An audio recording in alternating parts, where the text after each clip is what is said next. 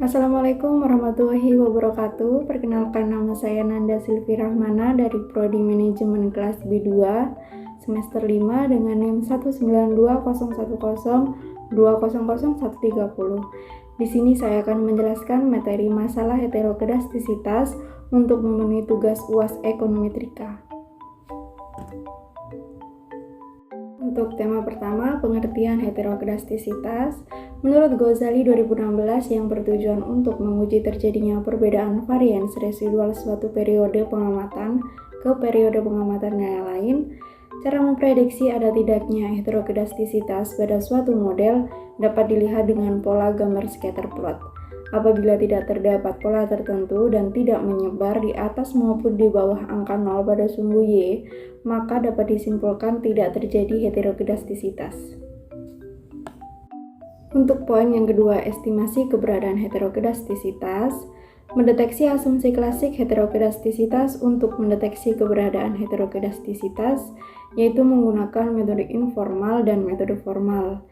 Saya menjelaskan metode informal terlebih dahulu. Ada beberapa, yaitu yang pertama metode grafis, yang kedua side by side box plots, yang ketiga box plots, yaitu data pengamatan dalam setiap perlakuan atau kelompok sebarannya harus mirip, yang keempat plot antara nilai residual dengan nilai rata-ratanya, dan yang terakhir kelima sebaran nilai residual pada setiap rata-rata perlakuan atau kelompok harus mirip.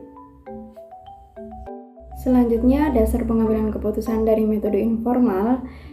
Yang pertama, jika ada pola tertentu seperti titik-titik yang ada membentuk suatu pola tertentu, bergelombang, melebar, kemudian menyempit, maka terjadi heterokedastisitas. Yang kedua, jika tidak ada pola yang jelas seperti titik-titik menyebar di atas dan di bawah angka 0 pada sumbu Y, maka tidak terjadi heterokedastisitas. Kemudian metode formal untuk mendeteksi keberadaan heterokedastisitas antara lain dengan uji Park, uji Glaser, uji Goldfeld-Quine, uji White. Metode pengujian yang biasa digunakan untuk menguji heterokedastisitas adalah sebagai berikut. Yang pertama, penjelasan tentang uji Goldfeld-Quine adalah prosedur pengujian Goldfeld-Quine dengan menggunakan metode dikemukakan Goldfeld-Quine. Langkah-langkah pengujiannya adalah sebagai berikut. Yang pertama, menentukan hipotesis yang akan diujikan, yaitu HA adalah tidak terdapat heterokedastisitas dan H1 terdapat heterokedastisitas. Kemudian buatlah rasio antara jumlah kuadrat dari kedua model tersebut. Lakukan pengujian dengan statistik uji. F hitung sama dengan J kaki 2 per DB2, J kaki 1 per DB1. Keterangannya J kaki 2 diperoleh dari persamaan regresi untuk kelompok data besar, J kaki 1 diperoleh dari persamaan regresi untuk kelompok data kecil.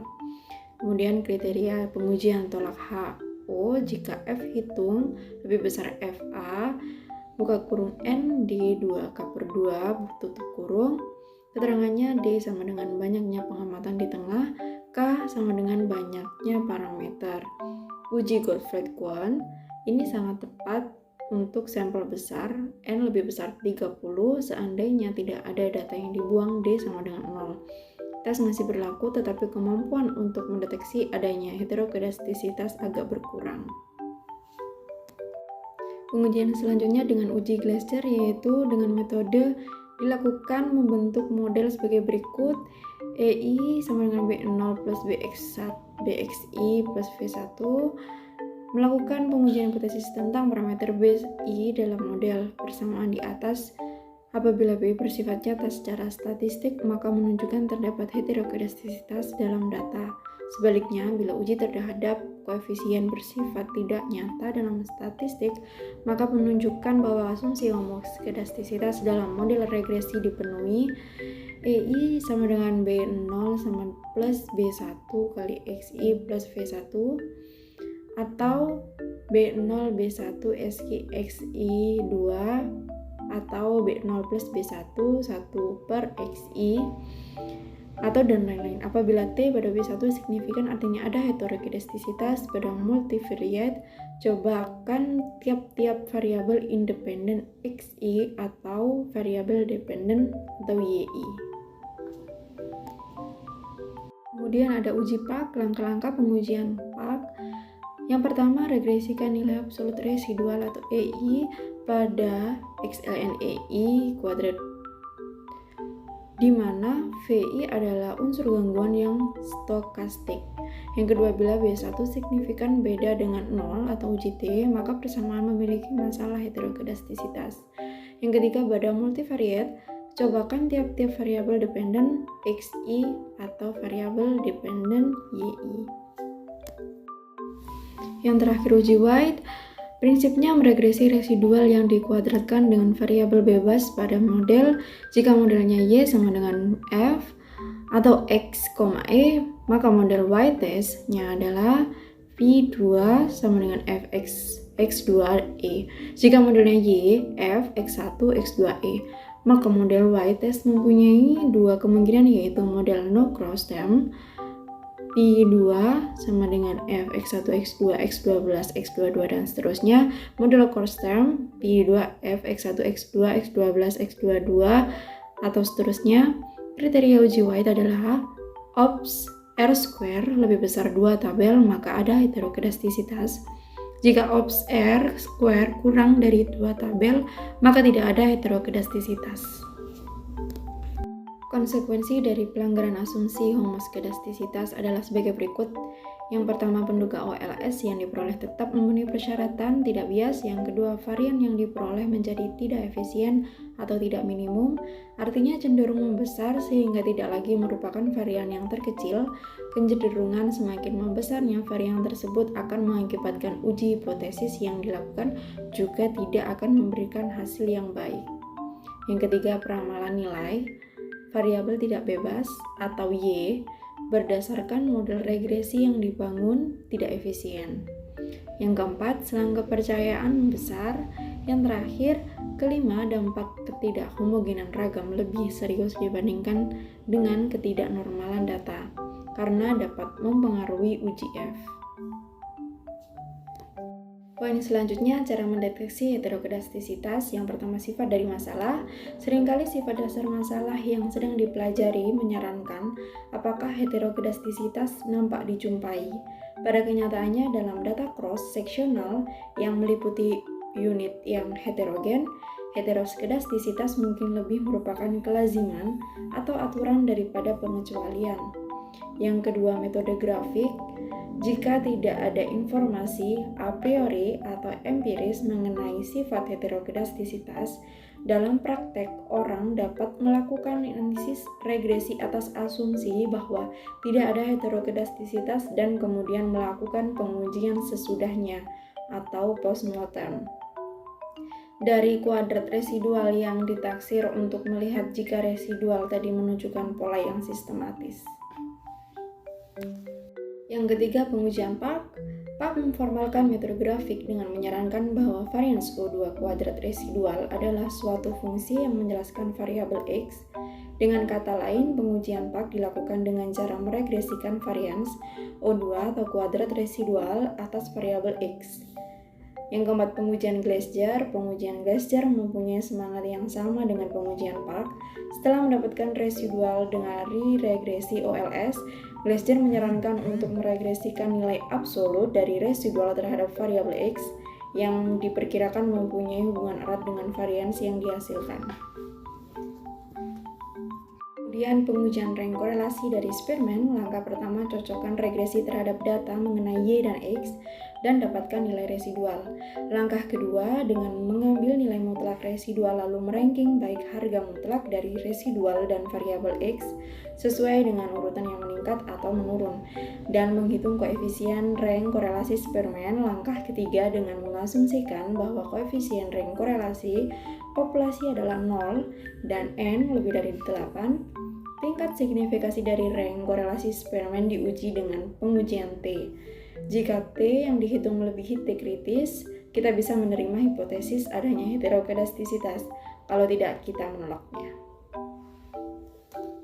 Poin selanjutnya, cara mengatasi atau solusi pada prinsipnya ada 3 cara, yaitu antara lain dengan cara transformasi data, mengatasi pelanggaran heterokedastisitas dengan transformasi. Cara yang pertama adalah dengan menggunakan transformasi data, yaitu dengan mengubah bentuk data digunakan dalam model regresi. Transformasi yang sering atau direkomendasikan untuk cara mengatasi heterokedastisitas dengan transformasi adalah transformasi inverse, logaritma natural, dan transformasi logaritma natural. Mengatasi asumsi heterokedastisitas dengan weightless square atau WLS. Cara yang kedua adalah dengan menggunakan WLS, yaitu menggunakan pembobot dalam model regresi yang dilakukan. WLS yang merupakan kepanjangan dari weighted least square adalah model regresi linear dengan pembobot atau weighted, di mana weighted atau pembobot didasarkan pada variabel bebas yang menjadi penyebab terjadinya heterokedastisitas, yaitu variabel bebas yang berkorelasi kuat dengan residual persamaan regresi. Cara yang terakhir, membiarkannya namun menggunakan koefisien estimasi yang robust atau kebal terhadap pelanggaran heterokedastisitas, yaitu koefisien estimasi Huber-White. Cara yang terakhir adalah dengan menggunakan robust, yaitu dengan menggunakan koefisien estimasi yang kebal atau robust terhadap pelanggaran asumsi heterokedastisitas. Di sini saya memiliki data yang sangat memiliki heterokedastisitas. Error yang dihasilkan memiliki pola yang linear terhadap nilai independen seperti yang terlihat di gambar samping saya ini. Bisa dilihat terjadinya heterokedastisitas. Nah, gambar di samping merupakan hubungan nilai absolute error dengan variabel independen X dalam uji Glaser. Tampak jelas sekali bahwa error memiliki pola linear yang kuat. Dari hasil tes Glaser di eFuse, terlihat gejala heterokedastisitas dengan probabilitas atau E statistik di bawah 0,05 yang terjadi, yang artinya tidak terjadi heterokedastisitas atau terima H1.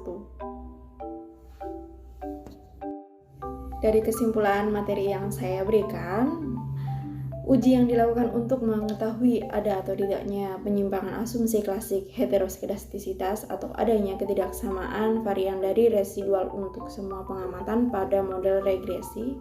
Konsekuensi heterokedastisitas adalah seperti peramalan nilai variabel tak bebas atau Y berdasarkan model regresi yang dibangun tidak efisien. Cara mendeteksi adanya heterokedastisitas dapat dilakukan dengan sifat dasar masalah, metode grafik, pengujian PAC, pengujian Glaser, dan pengujian rank korelasi dari Spearman. Dan tidak lupa pula ada solusinya, yaitu dengan cara transformasi data menggunakan weightless square atau WLS dan menggunakan koefisien estimasi yang robust atau kebal terhadap pelanggaran heterokedastisitas. Sekian penjelasan materi masalah heterokedastisitas. Mohon maaf apabila ada salah kata dalam penjelasan saya. Kiranya ada masukan dari Ibu Novi selaku dosen pengampu materi yang saya sampaikan ini untuk dapat membenarkan kesalahan saya. Terima kasih atas waktu dan perhatiannya. Wassalamualaikum warahmatullahi wabarakatuh.